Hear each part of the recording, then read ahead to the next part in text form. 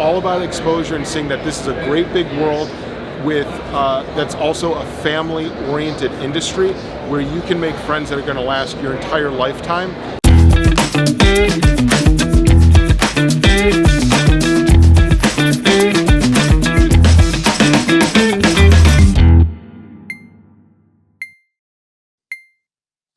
Hello and welcome everyone to a brand new episode of the Auto Tech Show, the first of a brand new year, 2024.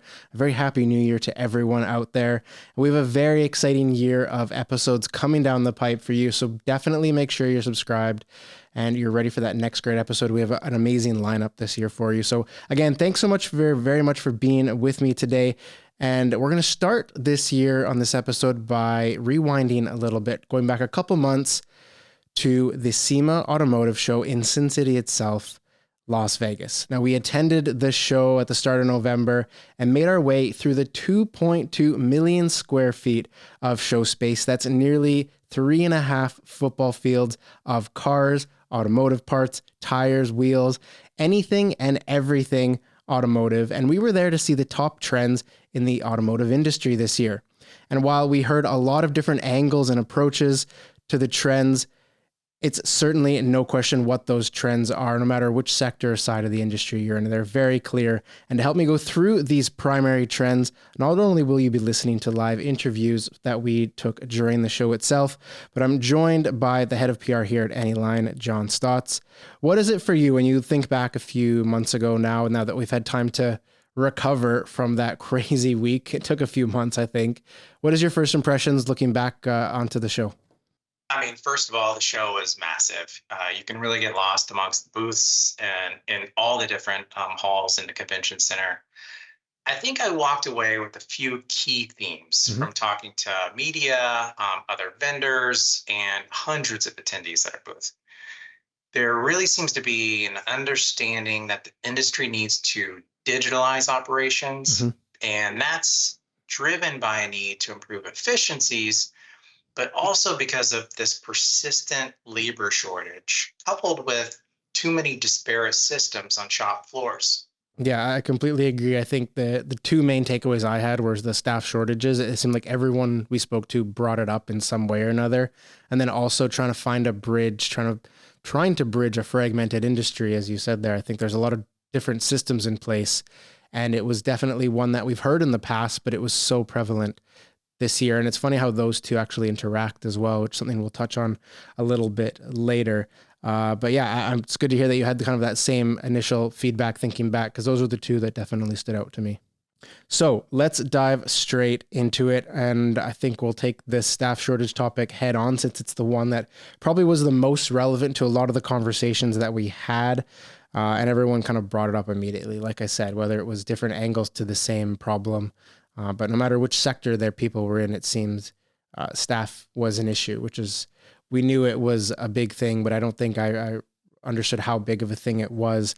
I want to jump straight to an interview and get your thoughts on it. So let's go to Kat Ayers. She's from Promotive. They're a full service staffing agency with an exclusive focus on the automotive industry. It was really cool to see a company like this at the show.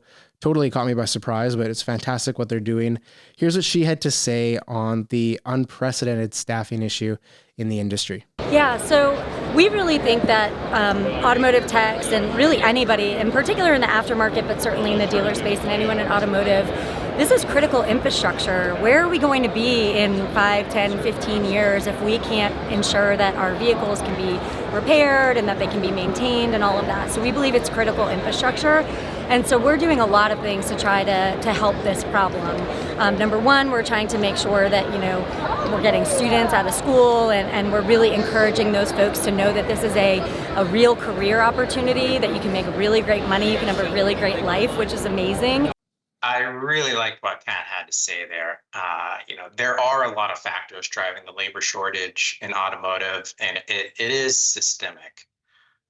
People are keeping cars longer, cars are more complex, and the workforce is aging out.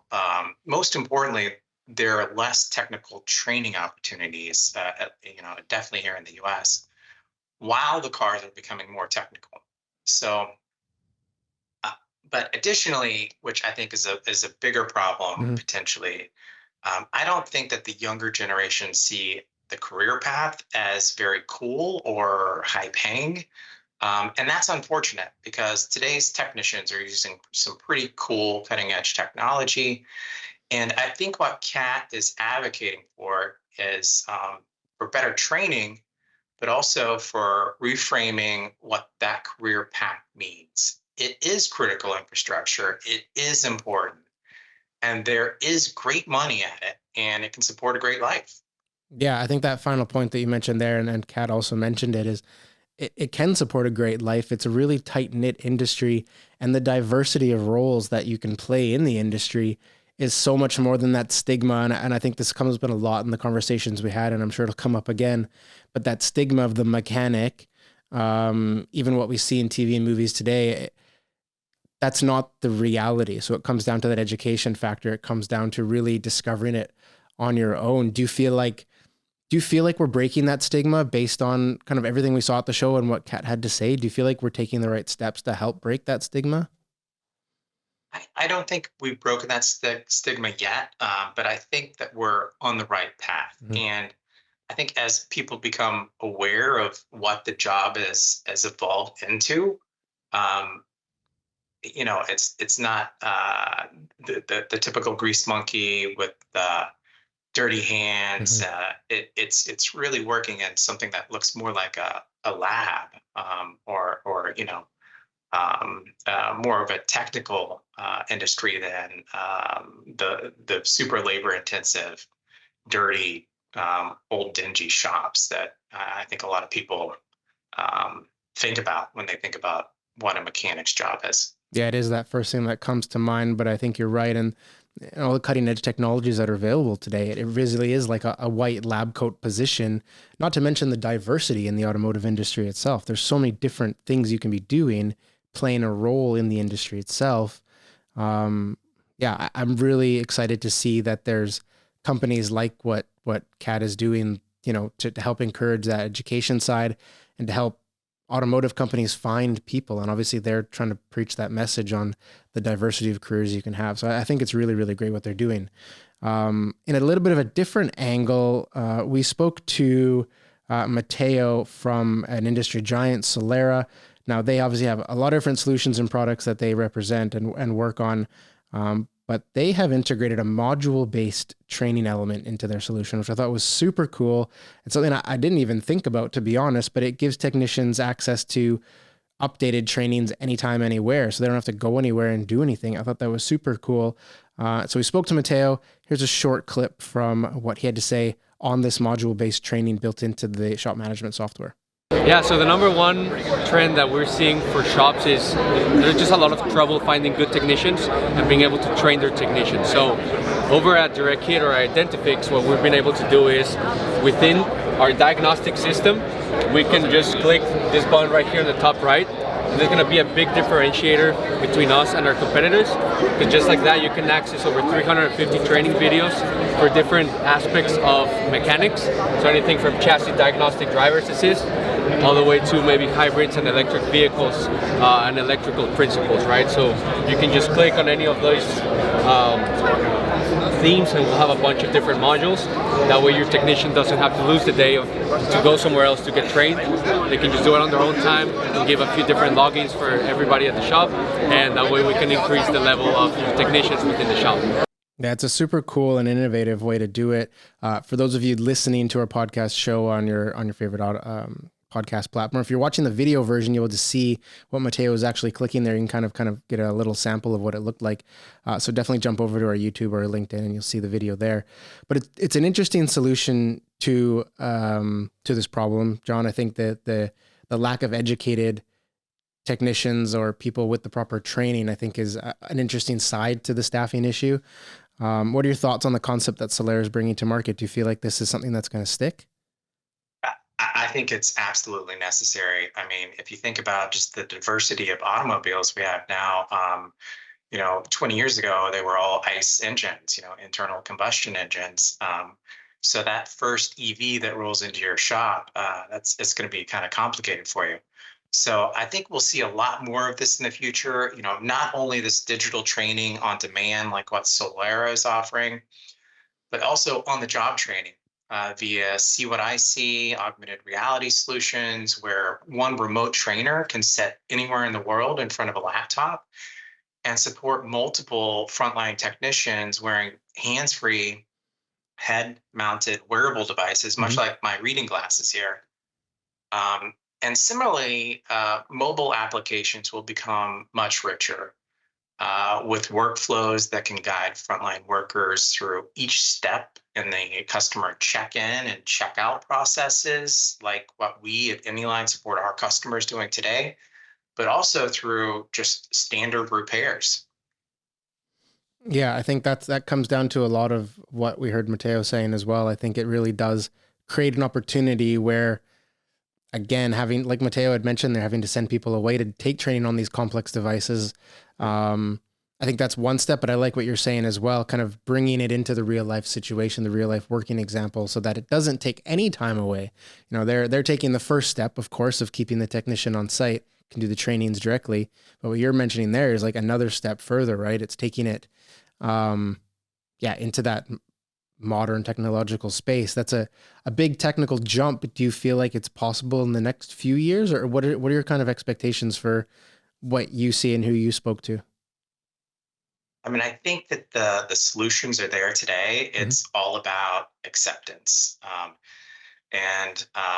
Unfortunately, if you're smaller, if you work for a smaller organization, your IT infrastructure is probably not there yet. So you really have to start with the first step before you can get to, step number 5. So I think that, the technology's there. Maybe it's not all standardized yet, but, some of the early adopters are already doing these types of things. Do you see with this type of solution to the staffing shortage, whether it's, like a VR based or whether it's the module based system, like we heard there from Matteo, do you feel like that favors a certain size of operator or a certain sector of the automotive industry more? Do you feel like there's maybe more of an advantage to be had by some than others? I mean, size-wise, it's larger organizations for sure, but like these technologies and workflows, whether it's AR or just on a mobile phone, can be used in all types of roles, really, and it just cuts down on the training that someone has to have before they can actually get on the job and start doing something. Yeah, totally agree. I think there's a lot of opportunity to be had from something like this, and I applaud Solera for what they're doing. I'm sure others are doing it too. This has just happened to be one that we caught at the show. But I think it's a really innovative way to do it and something to look into if you are in that situation where you're struggling with getting educated people in the door. You can bring people in the door and educate them while they're on the job. And I think that's a massive milestone when we look at this side of it. So one last interview that we had on this topic. I know we're talking a lot about the staffing issues so far, but it really was something that everyone mentioned as a key challenge in every conversation I had. And that's not an exaggeration at all. But I want to jump to a conversation we had with the giant Shop Monkey, of course, a friend to the brand. Now, it's a name that everyone knows for their obviously well-made shop management tool. But they had another interesting take on how those who are interested in the automotive industry can further explore that variety we mentioned earlier, that different variety of positions that exist. And here's a different way that Brett, so Brett Kingsfather is my contact there, and I met him there at the show, and he had an interesting angle on how people interested can find out more, maybe get involved a little bit easier. So here's what Brett had to say. For me, it's exposure. I just came from a student networking breakfast where I got to talk to a whole bunch of students who are just figuring out where they're going to go. They might be a technician and go down that path. They might want to go into the business side of things. They're still trying to figure it out. And what I've been talking to them about and getting them to understand is that your path is not set from day one. This is a really big space. There's many different directions you can go, from repair to restyling to customization to racing, anything and everything in between. All of that is open to young people getting involved, but you got to get involved to really get yourself exposed and understand what is out there for you. So I would encourage anybody who's in that place within their career, just starting out or just going through the initial education, get out to shows, see what's out there. Get out to races, see what's out there. Raise your hand, sign up apply for scholarships. SEMA has an unbelievable scholarship program that can help you get to the show and get exposed to what is out there for you. The Hot Rodders of Tomorrow, that's an amazing organization that works with high school students. Again, it's all about exposure and seeing that this is a great big world with that's also a family-oriented industry where you can make friends that are going to last your entire lifetime, and it's going to help you understand just where you can grow and find a career that you are going to be not only happy with, but get a whole lot of satisfaction, value, and sense of accomplishment. And that's what I'm excited to see. So straight away, right out of that segment from Brett there, we had a really long talk. And I particularly like what he had to say there, and that's what I brought it up there. But I think it's fantastic what Shop Monkey's doing against this solution, and I think they're addressing a lot of the primary challenges that shops are facing. Two things that stood out to me from what Brett said. The first thing was careers not set from day one. I think that's a huge, huge message and something you wouldn't necessarily associate with the industry. Again, kind of breaking that stigma. But you can start in the industry and you can move, you can change, you can grow, you can adapt, you can touch all different facets of it. So I really like that he mentioned that. And the other thing that particularly stood out for me is the approach to getting out and discussing career options, the networking side. You know, another thing you wouldn't necessarily associate with the industry itself, but the going to shows like this and talking to people, I mean, of course, that makes perfect sense. So if you're looking to get into the industry and you're curious about things, it's just go to shops, go to races, go to shows and ask people. So those are the two things that really stood out to me from what Brett said, but I'd love your thoughts as well on this, Jon. Yeah, Mark, I totally agree. And I think it's really important for young people to understand, they can take their technical training and grow it into anything that interests them. If you train to be an automotive or tire technician, that doesn't have to be the end destination. It can be a really well-paying stepping stone to a bigger goal. With 4-year degrees costing hundreds of thousands of dollars in the US today, it can take decades to pay that debt off. Technical degrees are much more economical. It's a shorter time to actually, get them. And as Brett shared, you may even find scholarships. And when you do graduate, you have a good paying job right out of the gate. So, it's a really viable option that I hope more people will become aware of. Yeah. And again, it's that education side of it. I wouldn't have thought even, and I'm not directly involved in that way, but I never would have even thought about approaching it that way. It's a hugely viable option.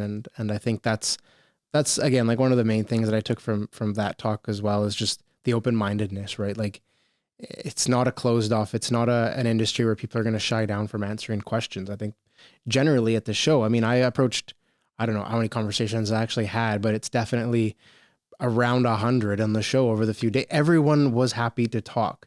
And I think it just goes to show how much people enjoy working in the industry and what a fantastic industry it can be. I mean, Brett mentioned it again, Kat mentioned it earlier. This is an industry where you can make family and friends. And so I'm really happy he brought that up. But the openness in the industry is far and beyond what I thought it was, even from SEMAs of past. I think right now, particularly, maybe the way the industry and the economy is, everyone's super open. And I think that's something to, know if you're interested in the industry, is that's an option for you to have those conversations. Absolutely. Couldn't agree more. I mean, it's just so diverse, from the hot rods to the jacked up trucks, the EVs, the ICE. It's much more diverse than it ever has been.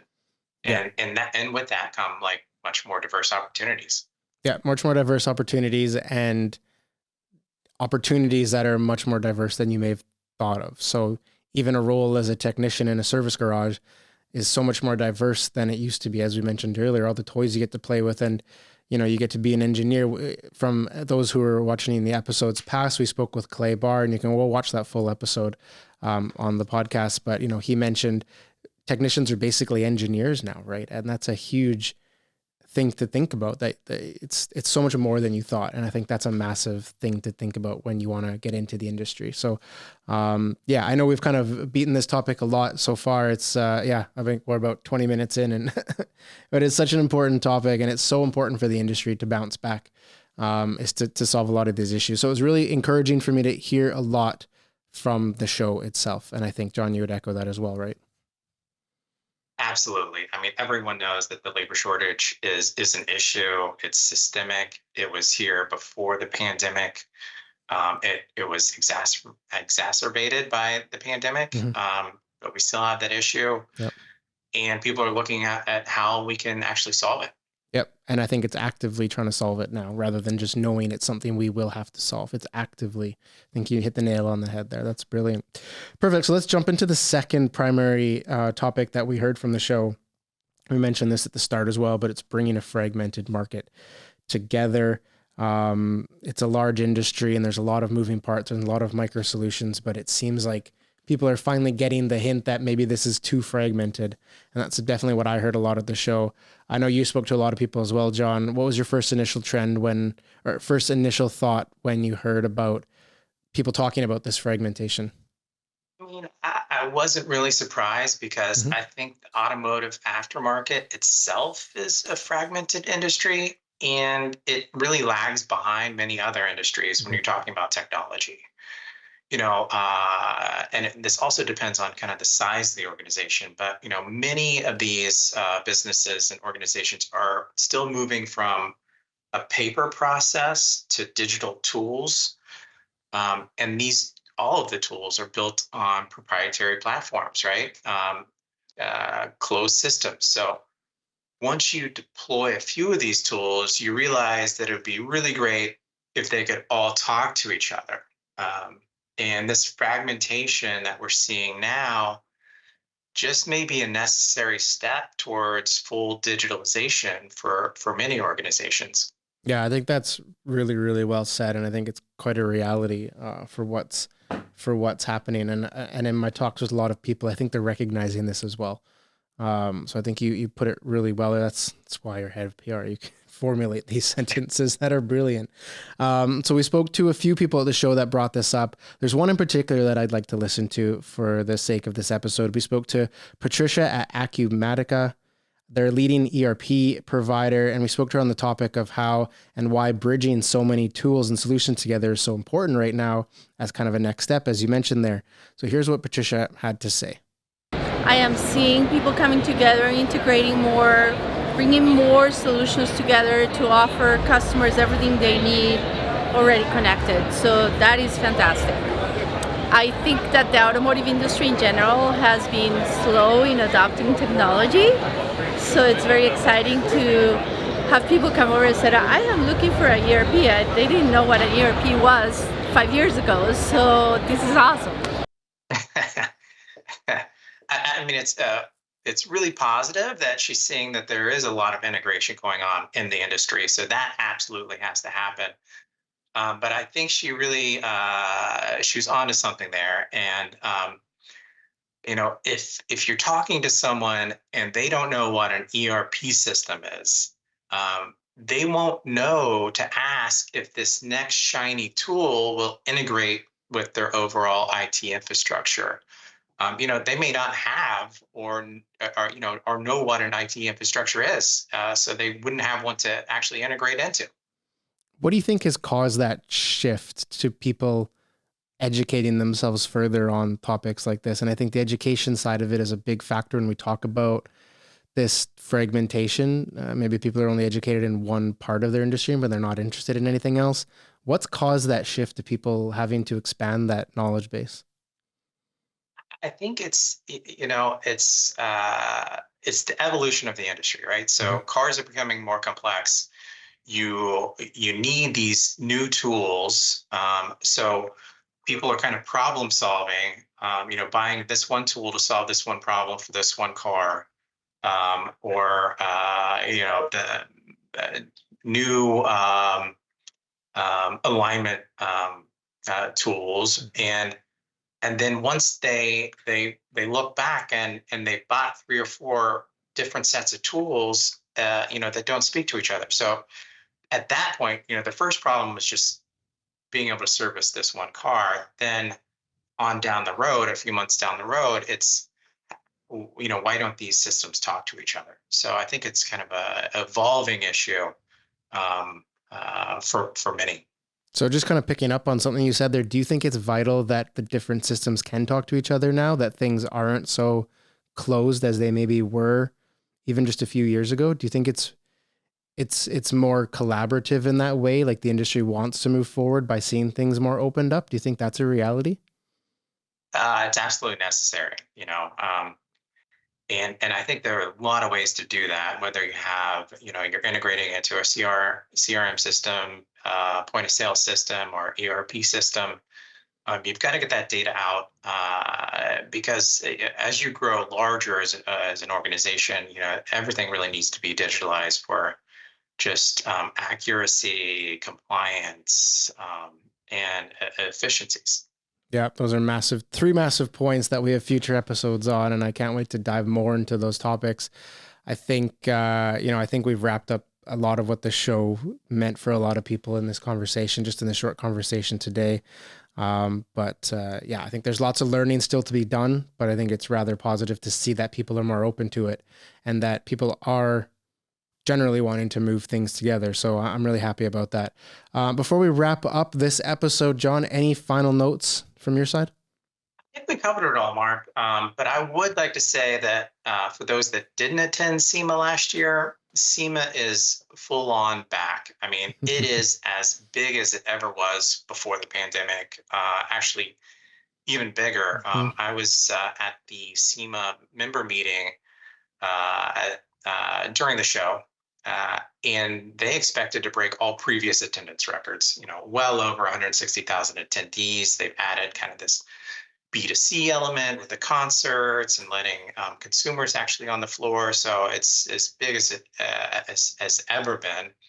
And it really has something for everyone. So, I hope to see all of our listeners there in 2024. Mm-hmm. And if you are at the show, I invite everyone to stop by the Anyline booth and say hello.